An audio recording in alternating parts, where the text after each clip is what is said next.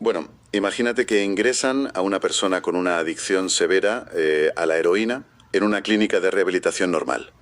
Las estadísticas dicen que tiene como un 90% de probabilidades de recaer al volver a su entorno. Uf, es una cifra desoladora, la verdad. Totalmente. Y, a ver, siempre solemos achacar esto a la falta de fuerza de voluntad, ¿no? Como si fuera un fallo del carácter. Pero en el año 1971 ocurrió algo que rompió este esquema por completo. Ah, sí. El caso de los soldados estadounidenses en Vietnam. Exacto. Miles de soldados que habían desarrollado unas adicciones profundas a la heroína durante la guerra, pues regresaron a casa. Y contra todo pronóstico médico, el 90% de ellos se curó casi de la noche a la mañana. Es alucinante. Sin esfuerzo titánico, sin recaídas. Nada.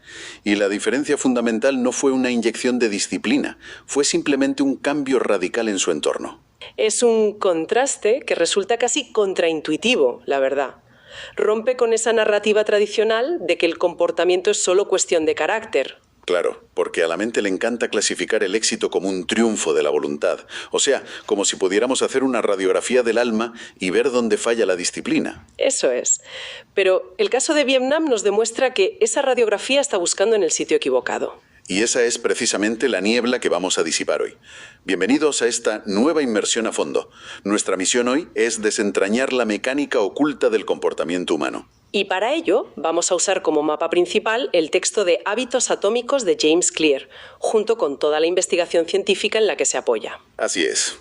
El objetivo es entender por qué fracasamos al intentar cambiar nuestras rutinas y cómo la ciencia demuestra que el problema rara vez es la motivación. Es un fallo en el diseño de nuestros sistemas. Es un cambio de paradigma monumental. Significa pasar de la culpa a la arquitectura de decisiones. Y para quienes buscan atajos efectivos sin perderse en la teoría, esta sesión es un destilado brutal de cómo se moldea la identidad. Y para empezar, hay una historia en las fuentes que ilustra esto a la perfección, la del equipo de ciclismo británico. Ostras, es que esa historia es buenísima. A principios de los 2000, su nivel de rendimiento era tan bajo que rozaba el ridículo. Sí, llevaban casi un siglo de mediocridad. O sea, desde 1908 solo una medalla de oro. Y jamás habían ganado un Tour de Francia. Imagínate el estigma.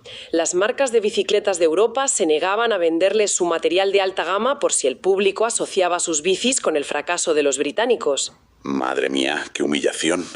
Pero todo cambia en 2003, cuando contratan a Dave Brailsford como director de desempeño. Exacto.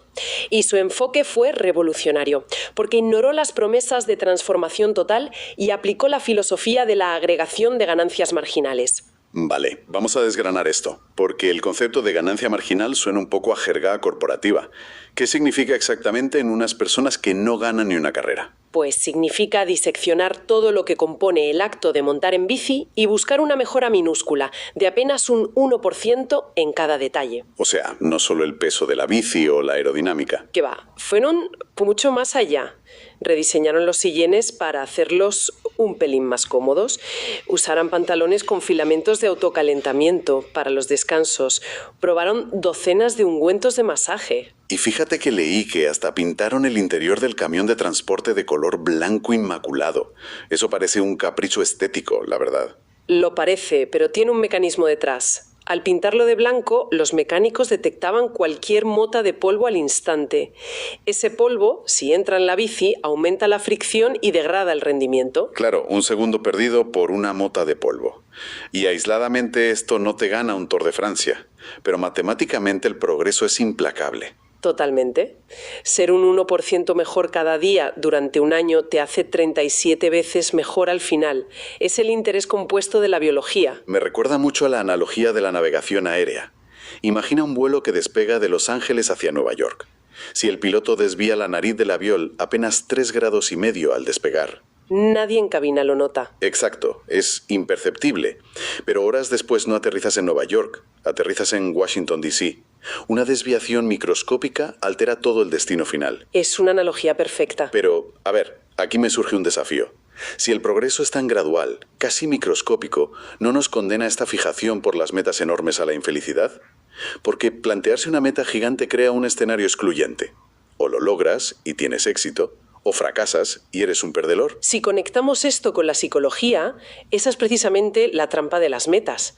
Hay un sesgo de supervivencia en nuestra sociedad. Claro, porque solo entrevistamos a los que suben al podio. Eso es, asumimos que las metas ambiciosas crean ganadores, pero los ganadores y los perdedores comparten exactamente las mismas metas. Ostras, es verdad.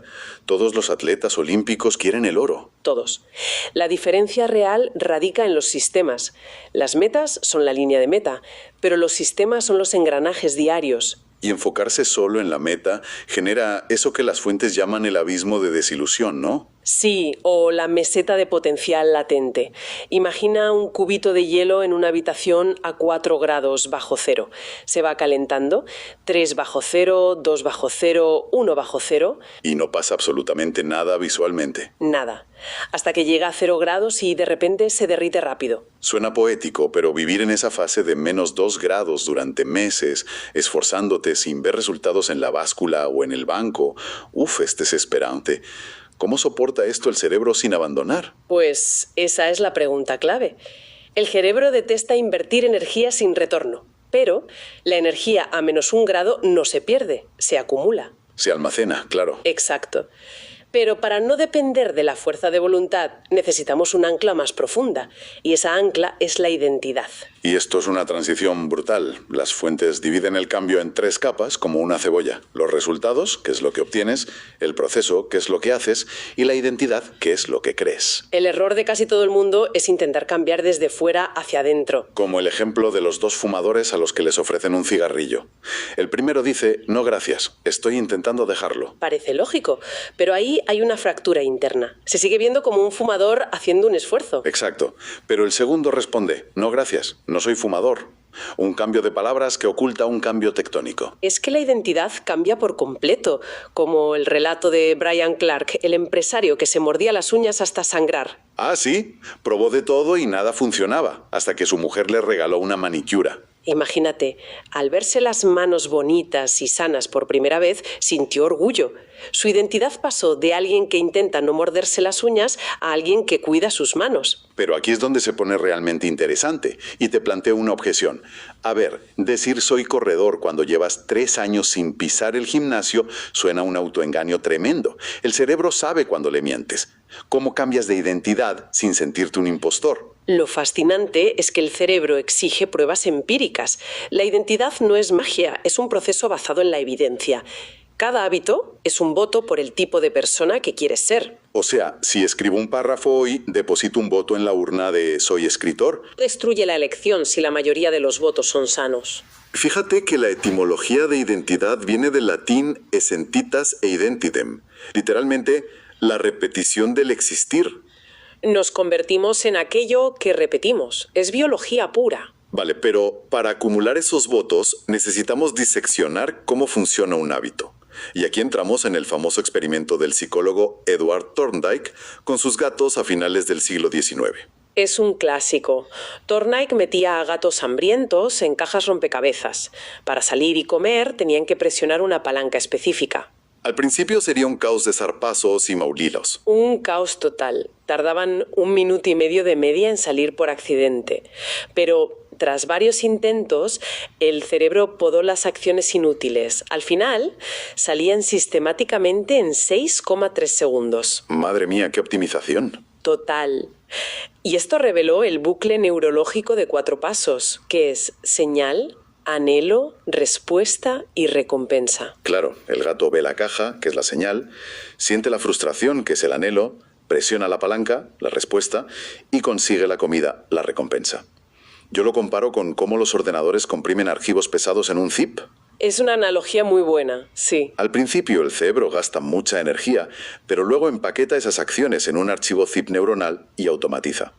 Pero, a ver, hay una crítica común. ¿Crear rutinas tan estrictas no nos roba la espontaneidad y nos convierte en robots? ¿Qué va? Eso es un mito enorme. La mente consciente es el gran cuello de botella del cerebro. Consume muchísima energía. O sea, no podemos estar pensando en todo a la vez. Imposible. Al empaquetar tareas recurrentes en la mente inconsciente, reducimos la carga. De hecho, la gente con caos financiero o sin horarios es la que menos libertad tiene. porque están todo el día tomando decisiones básicas de supervivencia, como qué comer o dónde están las llaves. Exacto. Los hábitos no restringen la libertad, la crean, liberan memoria RAM mental para pensar de verdad. Vale, pues sabiendo que el ciclo empieza con la señal, la primera ley del cambio de conducta es hacerlo obvio. Y el ejemplo de los trenes en Japón me parece una pasada. El sistema de señalar y nombrar, sí.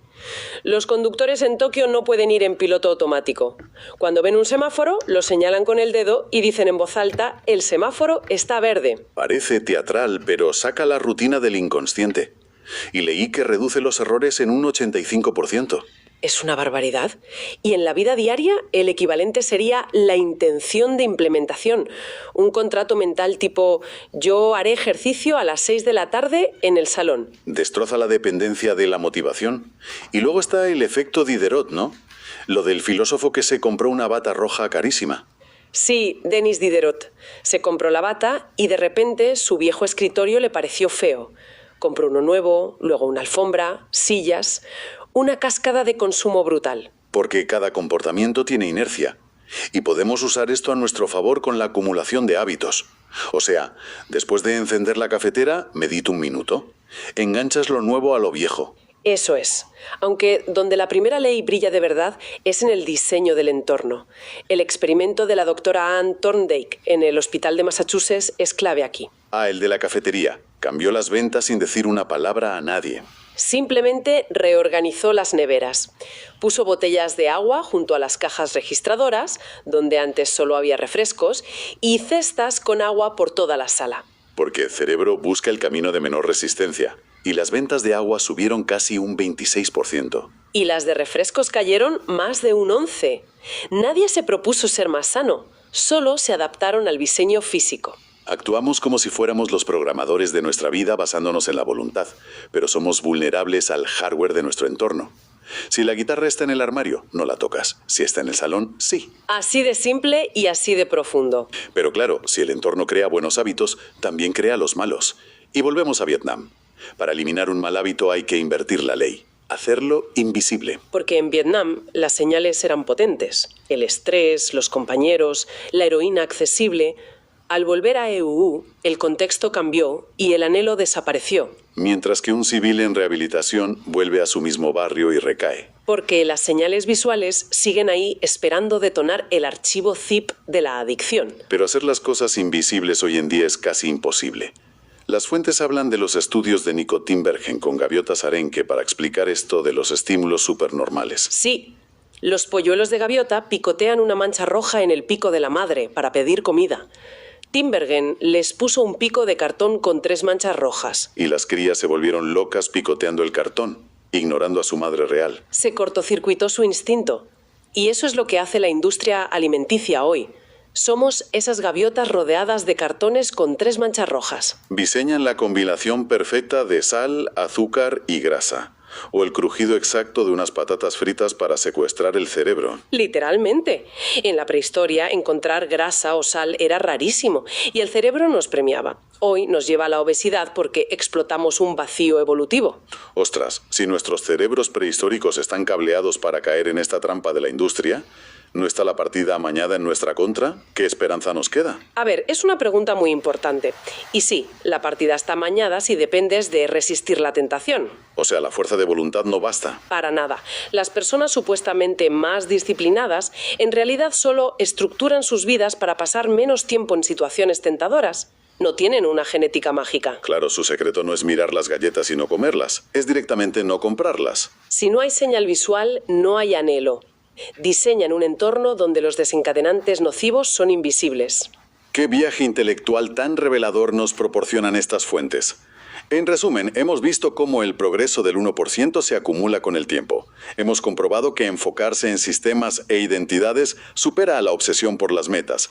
Y hemos desvelado que el cerebro es un bucle que podemos hackear haciendo las señales buenas muy obvias y las malas totalmente invisibles.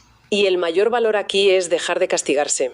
El secreto no es exigirse ser mejor persona a gritos, es rediseñar tu espacio físico y digital para que lo correcto sea la opción por defecto. Totalmente.